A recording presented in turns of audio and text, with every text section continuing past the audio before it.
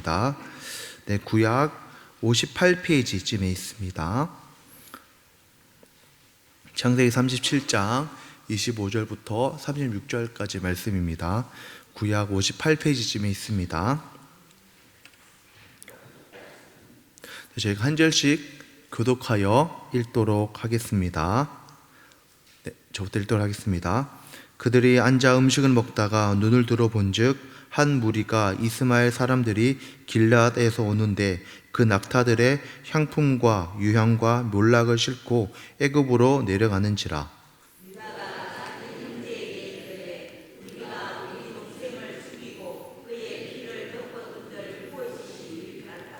자, 그를 이스마엘 사람들에게 팔고 그에게 우리의 손을 대지 말자. 그는 우리의 동생이요 우리의 혈육이니라 하매 그의 형제들이 청종하였더라.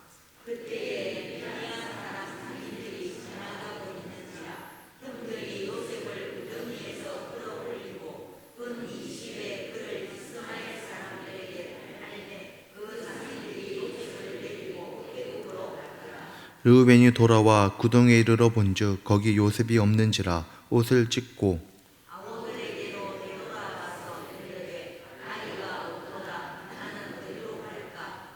그들이 요셉의 옷을 가져다가 숫 염소를 죽여 그 옷을 피에 적시고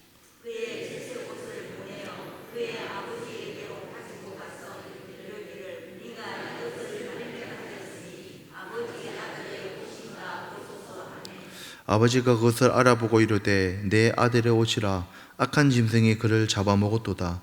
요셉이 분명히 찢겼도다 하고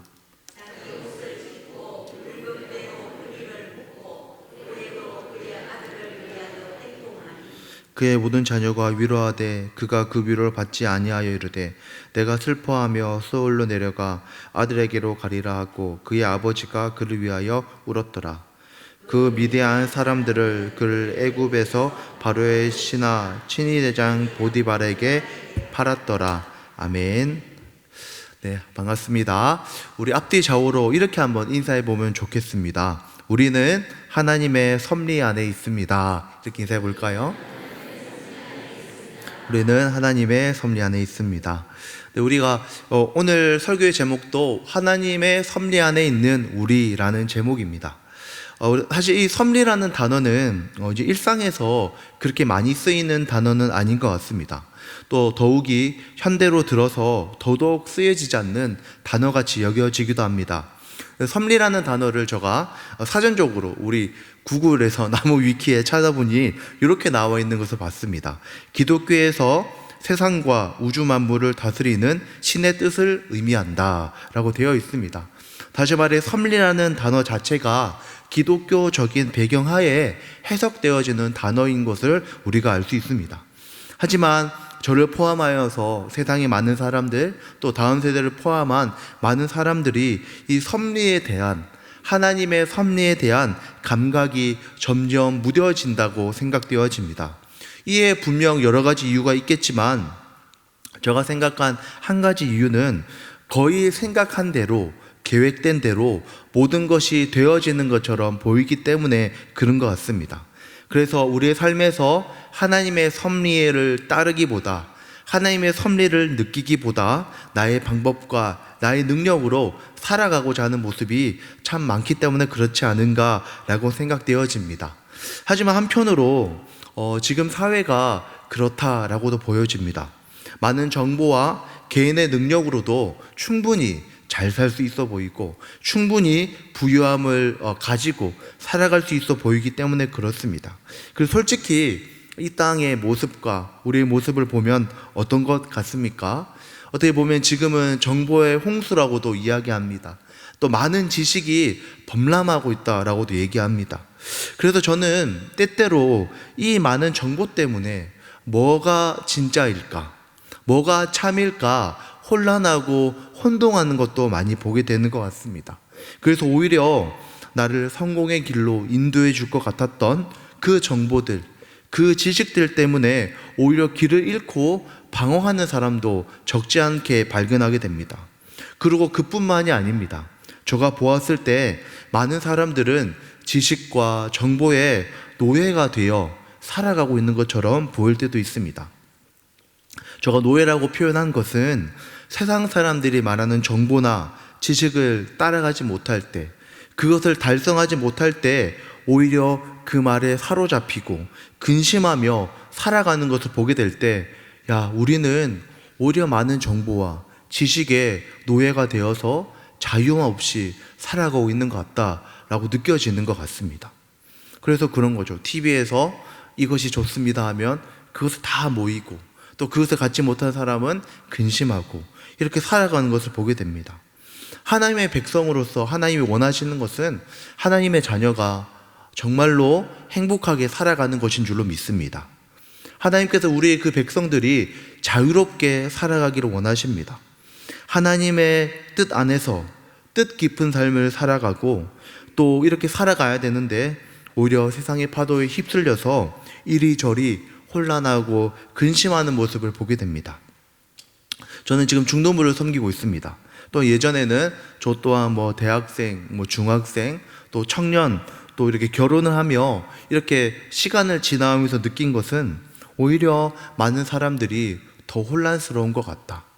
오히려 많은 사람들이 더 많은 공부를 하고 더 많은 지식을 쌓고 더 많은 스펙을 쌓아가고 있지만 그들의 삶과 눈에는 더 공허하고 외롭고 공허한 것 같다, 힘든 것 같다라고 느껴졌습니다. 오히려 더 두려워하는 모습을 볼 때가 있는 것 같습니다. 그래서 이리저리 근심하는 모습을 보았을 때 우리 마음에 진정으로 평안을 주는 것은 무엇일까를 생각해 보게 되었을 때 오늘 말씀과 같이 하나님의 섭리인 줄로 믿습니다. 하나님의 섭리. 고난당하고 있는 요셉의 모습이 나타납니다. 하지만 하나님의 섭리는 말씀을 보면서 느꼈던 것은 단순히 선한 자, 요셉에게만 하나님의 섭리가 있는 것이 아니라 하나님의 뜻 안에 있다면, 하나님의 백성이라면 그 자가 악하고 죄악된 자라 할지라도 그에게도 하나님의 섭리가 있음을 보게 됩니다. 오늘 말씀을 통해서 악하고 잔인한 형이었던 그 요셉의 형들에게 있었던 하나님의 섭리는 무엇이며, 또한 이 팔려가고 어려움을 당하고 있는 요셉에게 있는 섭리는 무엇인지 말씀을 통해 생각해보고, 또 이 말씀을 통해 우리 삶의 평안과 안식을 얻기를 소망합니다. 우리 첫 번째 볼 것은 악한 짐승과 하나님의 섭리입니다. 악한 짐승이라니까 뭐지 싶을 수 있는데요. 요셉은 우리가 요셉의 형제들, 야곱의 아들들이라고 할 수 있죠. 이들의 모습을 우리가 쭉 살펴보았을 때 이들의 모습이 우리가 저번에 디나 사건에서도 보았지만 굉장히 포악한 자들입니다. 굉장히 본능대로 행하는 자들임을 우리가 어렵지 않게 발견할 수 있습니다. 그래서 어떻게 하냐면은 아주 우리가 이런 사람들을 보고 짐승이다라고 얘기하는데요. 자기 본능대로 행하는 사람, 자기만을 생각하고 이기적으로 생각하는 사람 보고 이 사람 아이고 이거 짐승이다 이렇게 얘기합니다. 짐승이다 이렇게 얘기하나요? 어쨌든 이렇게 얘기하죠. 사람도 아니다 이렇게 얘기하는 것을 볼 때가 있습니다. 37장에 나타나는 형들의 모습을 봤을 때 성경은 이들을 짐승으로 표현하고 있습니다. 단순한 짐승이 아니라 악한 짐승으로 표현하고 있습니다. 20절에서 이 요셉의 형들이 요셉을 구덩이에 던져놓고 하는 말이 이겁니다. 악한 짐승이 그를 잡아먹었다 하자라고 말합니다. 그리고 요셉이 죽은 줄 아는 아버지는 야곱은 33절에 악한 짐승이 그를 잡아먹었도다 라고 이야기하고 있습니다. 사실 이 말씀을 통해서 성경은 얘기하고 있습니다. 누가 악한 짐승인가? 누가 악한 동물인가? 라고 얘기할 때 바로 요셉의 형들이 그 악한 짐승들입니다. 하지만 우리 앞에서도 제가 서론에 말씀드렸던 것처럼 하나님의 섭리는 단순히 요셉에만 있는 것이 아닙니다. 바로 이 요셉의 형제들, 요셉의 형들에게도 역사하고 있습니다. 어떠냐면은 하나님께서는 이스라엘 백성이라고 부를 수 있는 이 요셉의 형제들 또한 하나님의 자녀로 신실하고 거룩한 하나님의 자녀로 만드시기 때문에 그렇습니다. 그래서 창세기에서 말씀을 쭉 보면은 창세기에는 요셉뿐만 아니라 요셉의 형제들의 변화도 굉장히 눈에 띄게 보여집니다. 그래서 하나님께서는 요셉의 형제들에게도 놀라운 섭리를 보이시는데, 그 섭리의 방법이 무엇이냐면은 잘 되게 하는 거, 복 받는 것이 아니라 그들의 약점과 죄악이 드러나게 하는 방식으로 하나님이 섭리하고 계시다는 것을 본문을 통해 알 수 있습니다. 지금 야곱의 형들은 자신이 아버지께 사랑받지 못하고 자신이 아버지께 인정받지 못하는 것 때문에 크게 분노하고 있습니다. 하나님께서 일하시는 방법은 굉장히 놀랍게도, 우리는 하나님의 섭리, 하나님 일하심을 생각하면 굉장히 탁월해지는 것을 생각하는데, 인정받지 못하게 하시고 사랑받지 못하게 하심으로 하나님의 섭리하심을 그 악한 형제들에게 나타나고 계십니다. 창세기의 중요한 어떤 이벤트라고 할 수 있는 이 요셉의 사건은 사실은 야곱의 편애와, 그리고 요셉의 꿈, 그리고 형들의 질투로 이 이야기가 이렇게 만들어지고 있습니다. 그래서 저는 이 말씀을 보면서 일종의 도덕적인 어떤 관점으로 해석하기보다 오늘 말씀의 제목과 같이 하나님의 섭리로서 이들의 모습을 보았을 때 우리에게 참 은혜가 될 수 있겠다라고 생각했습니다. 하나님께서는 지금 요셉의 형제들, 다시 말해 야곱의 아들들 또한 거룩하고 그 하나님의 뜻에 합하게 만들어가고 계십니다. 그들 안에 있었던 하나님의 백성으로서 합당하지 않은 모습을 분명하게 드러나게 하신 것이 바로 이 요셉의 사건입니다. 사실 그들이 굉장히 무자비한 것이죠. 그들의 폭력성과 악함이 너무나도 적나라하게 드러나고 있습니다. 그들의 무자비함은 사랑받아야 한다는 이기적인 마음이었다라고 저는 해석합니다. 이기적인 사랑의 추구, 자기가 받아야 되는 것 때문에 그걸 받지 못하는 그 안타까움, 그 분노 때문에 형제들은 아주 크게 악한 모습으로 변화한 것입니다. 하나님께서는 그런 상황으로 그들을 인도하시고 그들의 마음을 흔들어 놓으셨습니다. 그들의 악함과 부족함이 아주 여과 없이 드러나게 하신 것입니다. 저는 이것 또한 하나님의 섭리인 줄로 믿습니다. 하나님께서 그들을 악함 앞에 자신의 부족함을 목도하도록 하신 것입니다. 하나님의 섭리는 우리가 잘 되는 것을 의미하지 않습니다. 하나님의 섭리는 우리가 연약함을 깨닫게 되고 나의 죄성이 드러나고 거룩한 변화를 소망하게 되는, 또 거룩한 변화로 나아가게 하는 그 전 과정이 바로 하나님의 섭리이고 하나님 일하신 줄로 믿습니다. 저는 말씀을 보다가 여러 가지 생각이 들었습니다. 첫 번째는 우리는 살아가다 보면은 사랑받지 못할 수도 있습니다. 인정받지 못할 수도 있습니다. 사람들이 자신을 좋아하지 않을 수도 있습니다. 그리고 교회와 공동체에서 꼭 내가 으뜸이 되고 사랑을 받고 인정받지 못할 수도 있습니다. 그래서 다른 이가 나보다 더 인정받고 나보다 더 존귀하여 질 수도 있는 것입니다. 그렇다면 우리는 이때 어떻게 해야 할까요?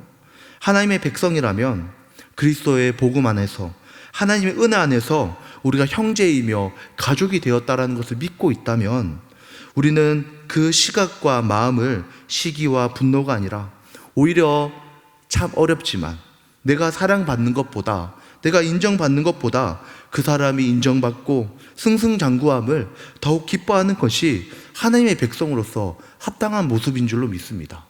지금 심지어 어떠냐면은 야곱과 그 형제들, 요셉은 심지어 한 아버지 아래 태어났던 형제들입니다.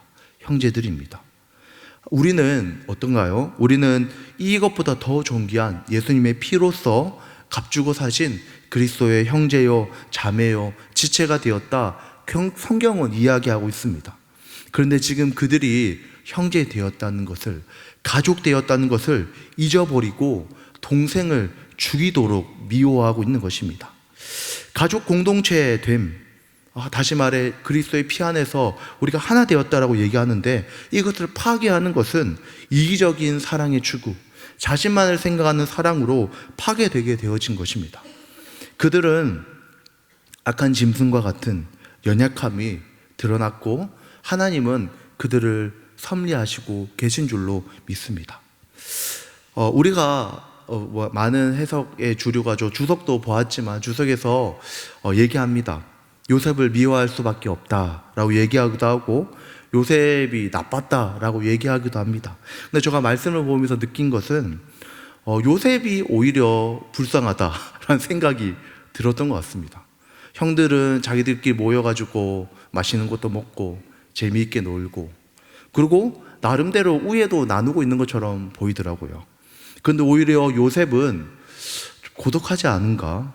좋은 옷을 입고 있는데 그 옷 입은 것도 막 놀리고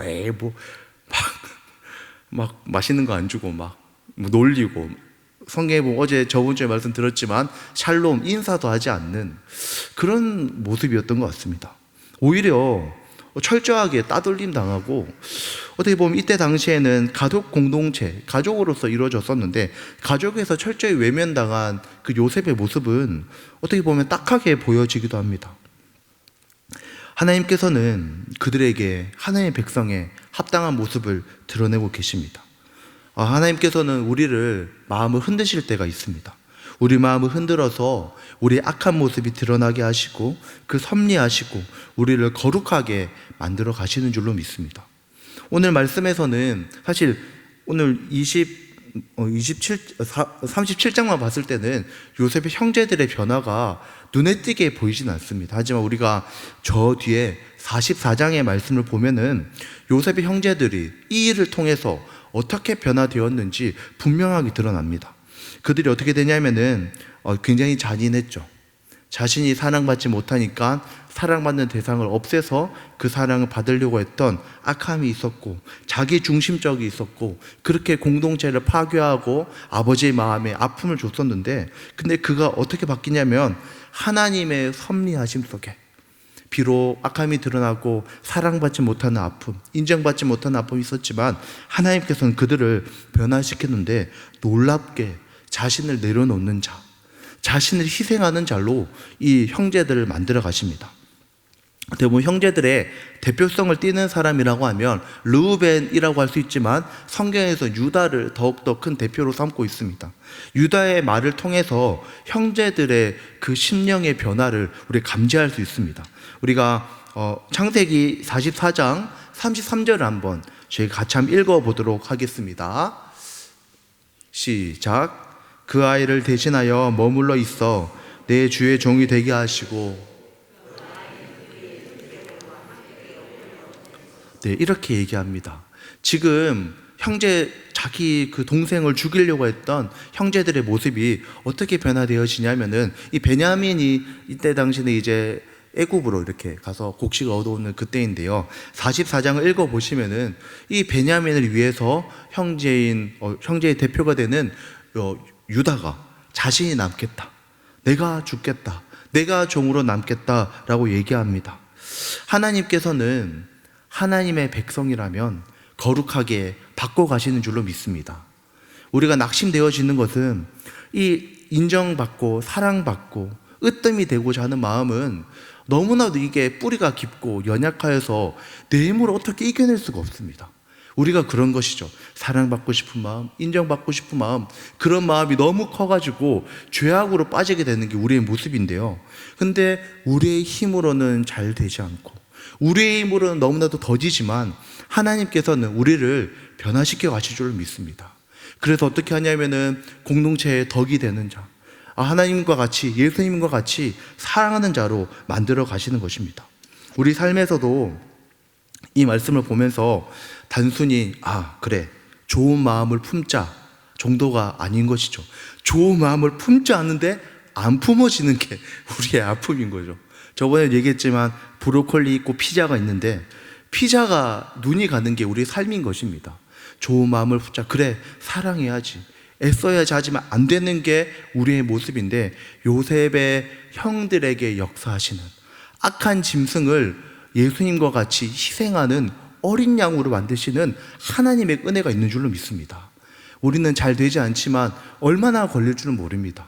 하지만 우리가 주님을 의지하여서 우리의 죄된 본성들이 바뀌어지고 내가 인정받고 내가 으뜸에 대한 마음이 내가 섬기는 자가 되어지는 놀라운 역사가 일어날 줄로 믿습니다.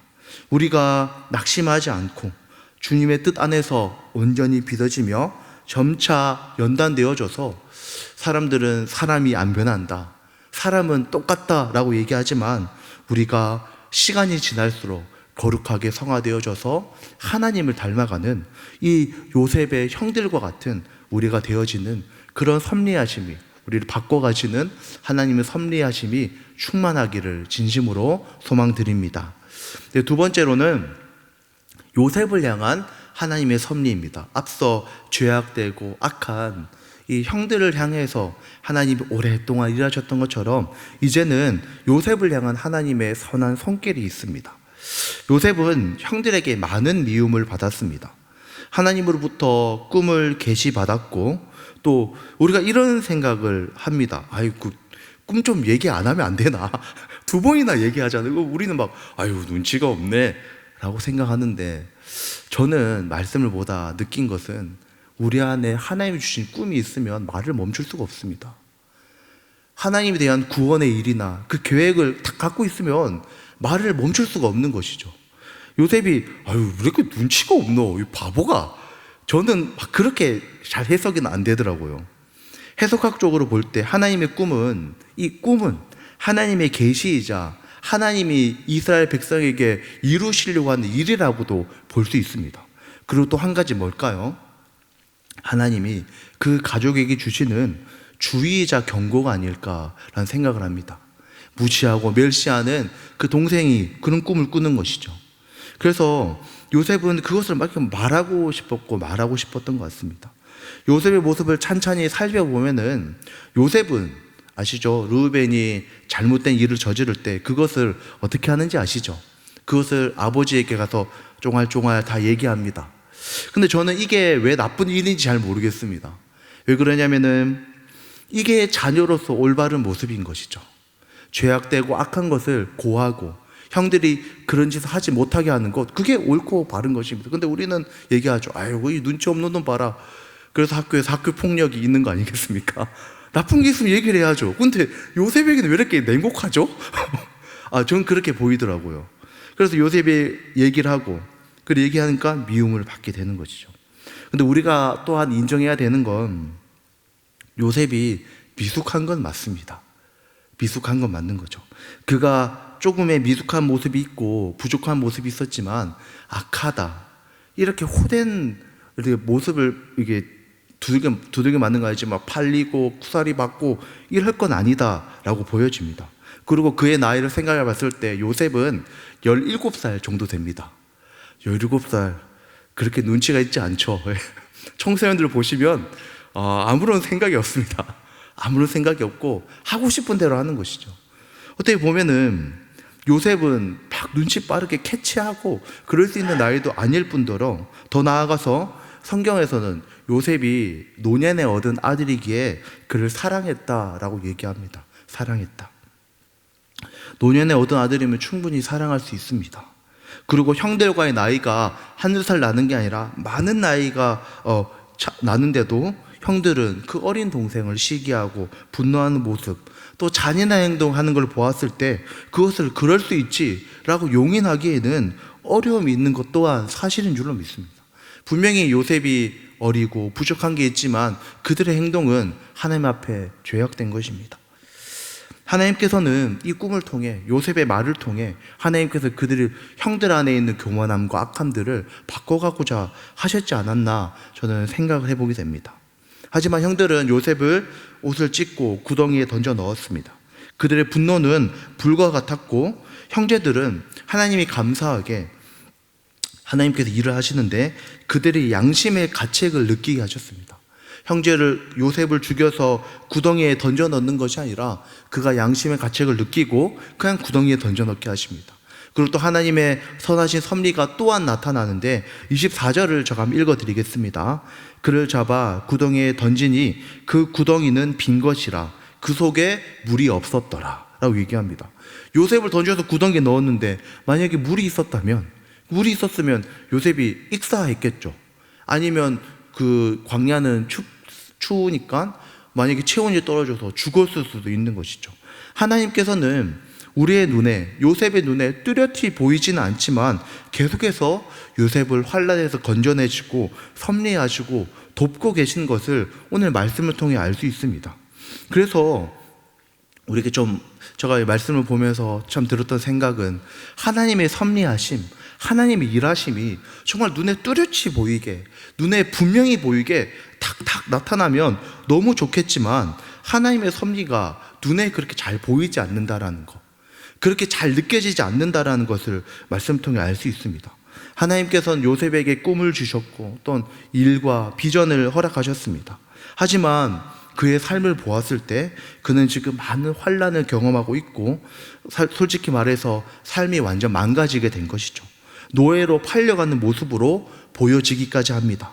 하지만 하나님의 어떤 섭리하심, 하나님 일하심은 우리 눈과 시각으로는 이해할 수 없고 파악할 수 없지만 하나님께서는 그렇게 역사하시는 줄로 믿습니다.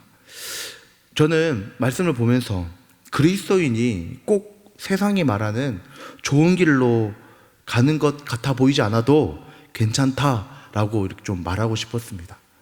그리스도인이 꼭 세상 사람들이 말하는 로열한 길, 아주 좋은 길, 아주 대로와 같은 길을 걷지 않아도 괜찮다라고 말하고 싶습니다. 왜 그러냐면은 다른 사람이 다 가지는 좋은 집이나 혹은 너무나도 좋은 대학이나 값비싼 많은 것들을 해야 하는 것이 아닙니다. 그리고 사람들에게 인정받고 많은 사람에게 사랑받아야 하는 것도 아닙니다.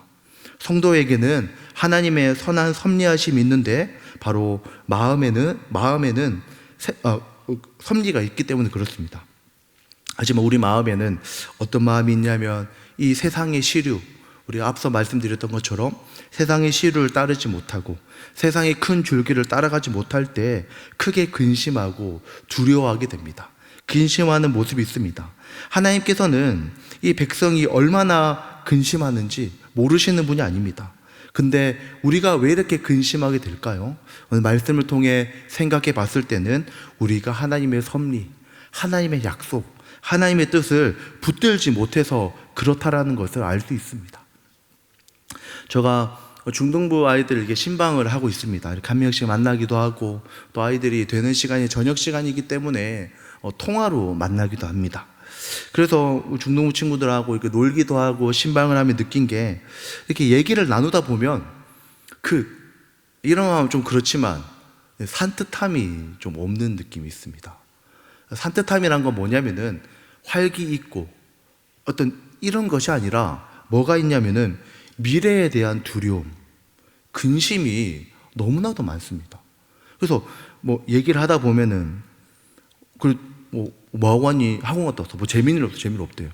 아, 그래. 재미는 일 뭐 할까? 뭐 게임 하자. 뭐 이 정도입니다. 애들이 뭐냐면은 삶 속에서 두려움과 근심이 너무 많아서 어떠냐면은 주일에도 뭐 한 예배 드리고 조금 있다가 학원을 갑니다. 그래서 제가 예배 드릴 때 무슨 생각해? 아, 학원 가기 싫다 생각해요. 하길래 아, 그래? 내가 무슨 말 했지? 아, 기억이 잘 안 난대요. 그래서 제가 막 설교 막 재미없게 하진 않는데 기억이 안 난대요. 아, 그래? 근데 또 이해는 되더라고요. 2시간 뒤에 학원 가야 되는데 저도 안 들릴 것 같아요. 정말 힘들어 보이더라고요. 그런 거 보면서. 근데 어쩔 수 없는 게 그 아이들이 어떠냐면은 학교나 친구들이 다 그렇게 한답니다. 학교에서나 친구들이 주위에 있는 모든 사람이 그렇게 하기 때문에 근심하고 걱정되는 거죠. 그래서 학원 가고 쉼없이 공부하는데 사실 제가 봤을 때 공부 진짜 대학생보다 많이 해요. 대학생보다 공부 많이 합니다. 대학생들 5시 되면 쉬잖아요. 애들은 5시부터 시작이에요. 공부 더 많이 하고 더 많은 시간을 보내는데 근심하고 걱정. 야, 그래서 뭐라고? 야, 그만큼 공부하면 걱정 안 될 것 같은데? 아니, 전도사님은 지금도 아무 걱정이 없는데 그렇게 하면 걱정이 없지 않아? 하는데 하는 말이 뭐냐면은 저는 중학교 1학년인데 지금 3학년 공부를 하고 있습니다. 예? 저 이해가 안 되는 거예요. 1학년이 3학년 공부를 한다고? 아, 그럼 1학년 거 다 이해했어? 아니요? 너 뭐 하는 거야? 이게 뭐지? 이해에 대해서 하는 게 아니에요. 두렵고 걱정되니까. 다 하니까 하는 겁니다. 그래서 어때는 벌써 고1 수학을 하고 있습니다. 그래서 이해했어? 아니요? 왜? 몰라요? 그래서 애들 다 하니까 안 하면 안 될 것 같아서 합니다. 그리고 또 하는 말이 나는 못하는 편이에요. 나는 못하는 편이에요. 얘기하더라고요. 그렇게 신방하고 이야기 나누다 보면 딱 드는 생각이 이 두려움이 실체일까? 진짜일까? 라는 생각이 들더라고요. 그래서 찾아보다가 이런 이야기가 있더라고요. 정서적 허기라는 단어인데요. 뭐냐면은 불안하거나 혹은 우울감이 있을 때 음식을 억압으로 섭취해 우리가 억누렸다는 감정을 표현하는데 이를 정서적 허기라고 한다. 다시 말해 허기, 배고파서 먹는 것이 아니라 뭐냐면은 마음에 어떤 불안함이 있어서 마음에 해결되지 않는 정서의 응어리가 있어서 먹는 걸로 해결한다는 의미입니다.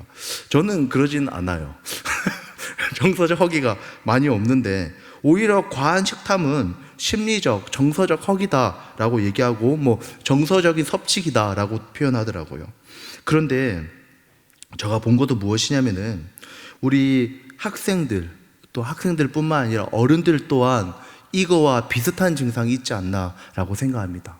어떤 비슷한 증상이냐면은 세상의 방식을 우리가 우리 안에 있는 두려움, 정서적인 불안함, 우울함 이런 모든 것을 덜어버리기 위해서 세상의 방식을 마치 정서적 허기로 음식을 포식하듯이 세상의 방식을 마음껏 먹고 있는 것이죠.